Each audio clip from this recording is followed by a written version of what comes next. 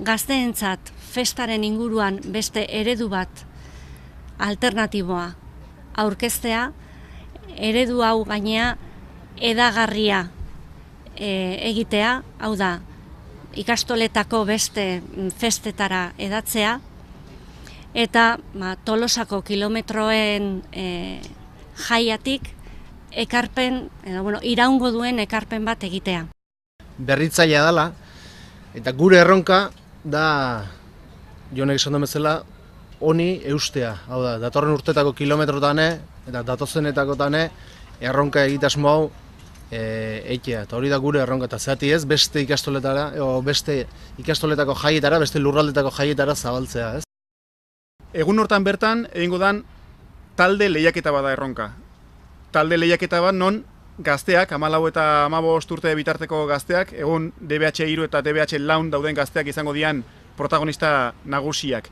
Ze talde horiek, azken batean, Gipuzkoako ikastolen ordezkariak dira. Gipuzkoako ikastola bakoitzak talde bana jarriko du parte hartzen erronka horretan. Goiz eta arratsalde egun osoan zehar eta kilometrokoiko zirkuitoan barrena egingo dan lehiaketa bada erronka hau. Dinamika berez erreza eta logikoa duena, azken batean, talde horietako bakoitzak goizez astapen edo atariko proba bat egin beharko du Tolosako zezen plazan bertan, han bertan bilduko dira talde guztiak, eta behin zezen plazan proba hori lehen erronka egin burutu ostean, han jakingo du taldetako bakoitzak gero goizean zehar, ze beste bi probetan parte hartu beharko duen.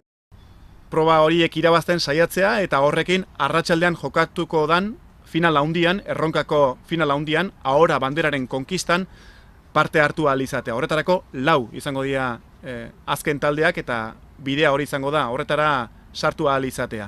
Azken jomuga, ahora bandera lortzea eta ahora banderak babesean duena. 2.000 euroko dirusaria ikastola talde erronkari irabazlearentzat.